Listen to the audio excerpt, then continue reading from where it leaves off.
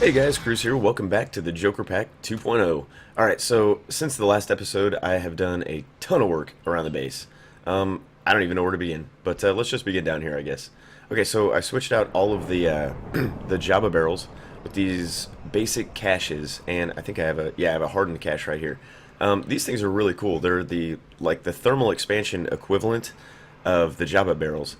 So to make those, all you need is like one log and then like a few pieces of tin. So I'll go ahead and show you guys that. Do I not have any tin made up? I might have them. Might be in block form or something. Where's my tin?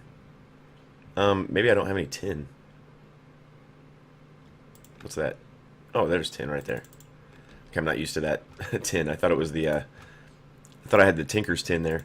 But okay, so yeah, you just take a log like that, some tin like that, and then you got yourself a basic cache. And then what you can do is you can take this, put it in there where the log is, and surround it with Invar, and that'll give you a hardened cache.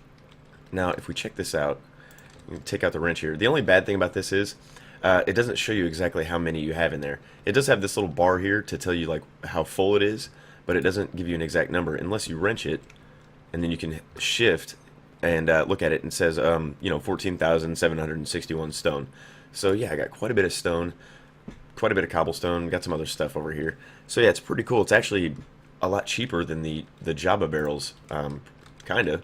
So alright, let's go ahead and put that tin back. Alright, so another thing I want to show you guys is I finally got the Enderman spawner set up and ready to go. So let's go in here and check this out. It's pretty cool. Okay, so over here, you guys remember this. This is the spawner that I found in a roguelike dungeon, and it collects all of the mob essence for us. Now, I have all the mob essence coming from this, getting pumped into the auto spawner over here, and the auto spawner is spawning Enderman. So yeah, finally got some Ender pearls and a ghast tier, so we can make a safari net, a reusable safari net. So now we can spawn Enderman. And then what I also did was I set up this AE system. Now, this AE system right here is strictly for the Enderman spawner. So everything that the Endermen drop, it goes in here. They drop a ton of armor, and it's all in like perfect condition, which is really, really cool. Yep, sometimes they drop cookies and weapons and stuff like that, but mostly it's just armor. So if we check this out, look at this. We have 3,235 Ender pearls. So that's awesome. We have tons and tons of Ender pearls now. Okay, so the original reason I wanted a lot of Ender pearls was to make tesseracts. Well, I've got some news. The tesseracts in this pack have been disabled. So yeah, we're not going to be able to make any tesseracts. But we do have Ender pearls for other stuff now, I guess. So yeah, kind of a bummer, but whatever. We'll live. All right. They also drop all these enchanted books, which most of them are kind of worthless because, like efficiency and power. You can't really put efficiency on a weapon or power on a bow because the vanilla bows and vanilla weapons that you can make are worthless in this game. So, but there is haste, which you can add to your boots, for instance. So, if you'll notice, I have haste 3 on these boots. Also, check this out. Look how fast I'm going. Haste 3 on these boots does not make you go this fast. What happens is, or what happened is, Mule Skull, he's been messing around with the Botania mod, and he made this Sojourner's sash. Now with that thing, you can go super fast. So here's just, well, okay, let's first. All right, this is nothing. This is like a normal speed. I'm sprinting. Like here's like a regular walk. It's kind of slow, So if we go ahead and put the Haste 3 boots on, you can see it's a little bit quicker. It's actually quite a bit quicker, which is nice. But if we pair that with the Sojourner's sash, so check that out. I mean, it's just crazy. We're super fast. So it's really awesome. I love it. And also, we have the jetpack. So man, we can just fly, zip around, do all kinds of cool stuff. So okay, so we got that set up. Let's see, what else do I want to show you guys? Oh yeah, I went ahead and automated the essence berries. So okay, if we take a look back here, you can see that I've got the essence berries back here. I've got a bunch of autonomous activators picking the berries. They're going into these vacuum hoppers, into these chests. It's getting pulled out of the chests. being put directly into this basic cache here. So yeah, that's really cool. I'm not sure exactly how many we have. Let's check. 918. So yeah, that's quite a bit, actually. That's really cool. All right, now if we come over here, this is going to be, because I told you guys the AE system in here is strictly for the Enderman spawner. But over here, this one right here is going to be the AE system, my storage for my actual base, for the whole entire base. So if you look at it right now, all I've got is just, some ores that I found. I've got a couple disk drives here, all loaded up with 1K storage disks. So I've got 20 1K storage disks, which is cool, which is probably enough to store all the stuff that I need right now. But I'm getting kind of hungry. Let's go ahead and grab some food. Let's grab some chicken, maybe some cheesecake. Alright, we'll eat that. So what I want to do is, right now I've got just the regular access terminal here. So there's no crafting grid. I needed to find a certain thing, a certain type of press thing like this. And I think it was the calculation press. Well, eventually I found one, so that's really awesome. Where is it? Yeah, I had all of them except for the calculation press. Now, if we look at the recipes here, let's see, crafting terminal. Okay, so we need a crafting table, a regular terminal, which is, we already have one made, but it's actually not too difficult to make. You just need an annihilation core, a formation core, which they're pretty simple to make. So let's see here. Oops, crap, clicking on the wrong stuff. Okay, so for the formation core, all you need is a charged Certus, Fluix dust, and a logic processor. Oh, it's storming outside. And for the annihilation core, it's like pretty much the same thing, except with nether quartz. So yeah, it's not too hard to make. It's kind of grindy because I don't have this stuff automated yet. And honestly, I don't know if I'm going to automate it because it's not too bad. It's kind of grindy, but whatever. It's not too horrible. I'm sure I probably will automate it eventually. But anyway, we needed this, the calculation processor. And what that is an inscriber calculation press with pure Certus quartz crystal, and that'll give you the printed calculation circuit. So yeah, I had everything I needed except for that calculation press, but I finally found one. So let's go ahead and craft that up real quick. So I've got the press, now we just need I think I have the pure Certus quartz over here in one of these chests. Yep, right here. So we'll go ahead and grab one of them. What else do we need for that thing? Okay, so that's all we need, but we are going to need some redstone here in a second. And we're probably going to need some... yeah, silicon right here. And we're probably going to need the silicon press. So let's see if... where is it? There it is right there. Okay, so... alright, let's go ahead and do the silicon first. So let's pop that in there and pop that in there, and that'll give us our printed silicon. Like that. Then we can take this guy, put it in there with the Certus quartz, the pure Certus quartz. And that should give us our calculation circuit. Very good.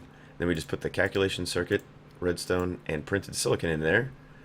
And then it should give us our, what is it called? The calculation processor. Awesome. So, okay, let's go ahead and make a crafting table then, I guess, since we're going to need it. There we go. And then we're going to need which I've already crafted up, another ME terminal. But what I think I'm going to do is, I'll just go ahead and use this guy, because why not? So, let's go ahead, pop that guy in there, and that guy, and then that guy. And then there we go, we got our ME crafting terminal. Awesome. So let's go ahead and pop this guy on there, just like that. And let's check it out. Alright, so yeah, so we have our inventory right here, and then we have our crafting terminal right here. That's really awesome. That's going to come in super handy. We can't really craft anything now because everything we have in the ME system is, it's just ores. So we can't really craft anything. So I'm going to have to go ahead and move everything I have into the ME drives over there, which won't take too long, I don't think. So I'm going to go ahead and do that, guys, and I will bring you back as soon as I'm done. Alright guys, we're back, and I went ahead and moved most of the stuff over. There's still some things I'm going to keep in these basic caches, like, you know, the nether rack, some of the cobblestone, the smooth stone, some sand. Now I did put some cobblestone and some smooth stone in here, just to have some in there, because I know some recipes call for it, but I don't want to store too much stuff in there. I don't want to fill up all of our discs and whatnot, since we only have the 1Ks right now. But if we take a look, everything I put in there used up, it looks like about 6-7 discs. And those discs aren't completely full, not all of them at least. And then, yeah, we still have 3 over here, and then the 10 over here are completely empty too. So that's pretty cool. I thought we were going to fill it up a lot quicker than that. Now, there are some things that I didn't want to put in the ME system, such as like food stuff like this, and, well, all these basic caches, and, you know, just some stuff like this. Actually, let me go ahead and look through here, because I will put that in there. Oop, not the abyssal stone. I'll keep that out. Sandstone I'll keep out. Yeah, just, you know, stuff like this. I don't want it clogging up the ME system. So let's go ahead and put the glowstone nooks in there. And then, yeah, so another thing I want to show you guys, it's a really cool block. It's called a cardboard box. Now, I learned about this through a guy named Serious Creeper. I saw it in one of his videos. If you're not following him, check it out. I subscribe to him, and he's doing a video on the Bevo tech pack right now that's really excellent, and I highly recommend it.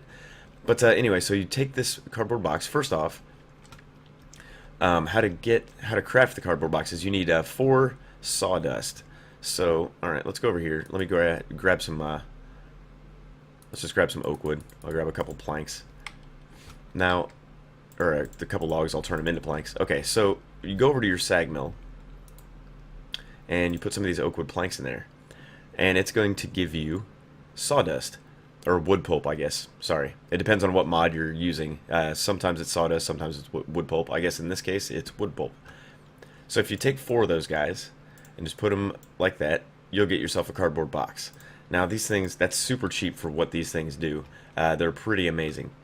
Okay, so for instance, I don't want to put this stuff in my ME system, but I don't want to leave these chests here, right? So instead of using like a diamond dolly or a dolly, which you can use those. It's no big deal, but it slows you down when you're trying to move them and stuff like that. And you can only carry 1 per dolly, so yeah, it's kind of a pain.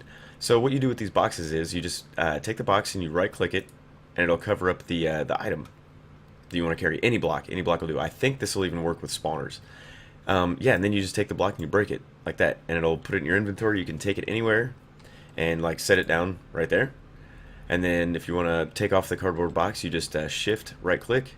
It'll take the cardboard box off, and then there you go. You got all your stuff right there. So it's pretty cool, pretty cool. So let's go ahead and move this guy too. And also, I want to move this because I do not need 10 stacks of eggs in my ME system. So let's go ahead and move that. I believe that was the eggs. Okay, so it's this one.